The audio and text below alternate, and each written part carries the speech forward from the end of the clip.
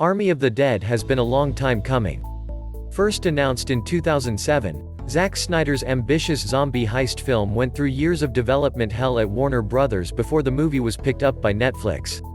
Filming began in 2019 and then the pandemic struck, and now, at long last, the picture is playing in both theaters and on Netflix.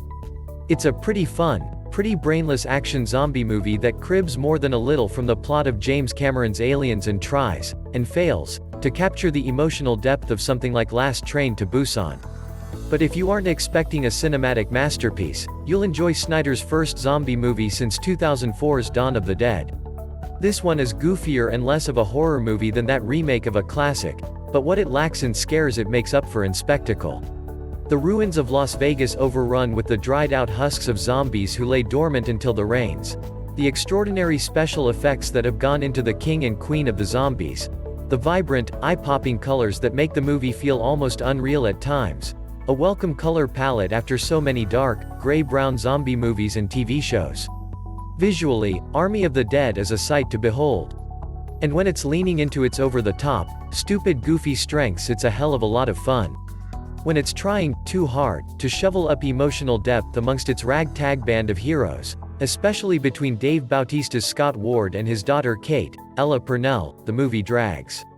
Army of the Dead drags a lot over its 2-hour and 28-minute runtime, just 6 minutes shy of Aliens, by the way.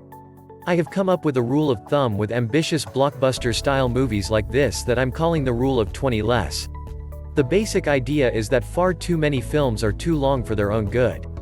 Cut 20 minutes and watch a poorly paced, slightly boring movie transform into something much more exciting and palatable. For instance, I would cut the entire storyline that follows Kate and her refugee friend Geeta, Huma Qureshi. This introduces too many silly, implausible bits and doesn't add anything interesting or important to the story.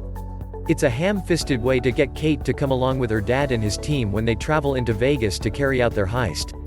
It's a way to shoehorn in all the dad and daughter drama that only ends up dragging the story down to begin with. Geeta is a plot device, nothing more. Kate could have snuck in after her dad and caused some problems that way without all the extra dead plot weight. The movie centers around a zombie outbreak that's been confined to Las Vegas. When an unfortunately timed sex act leads to a collision on a remote desert highway, precious military cargo escapes from its cage. This cargo happens to be a super zombie named Zeus who proceeds to kill some soldiers and then spread the zombie plague into the city below.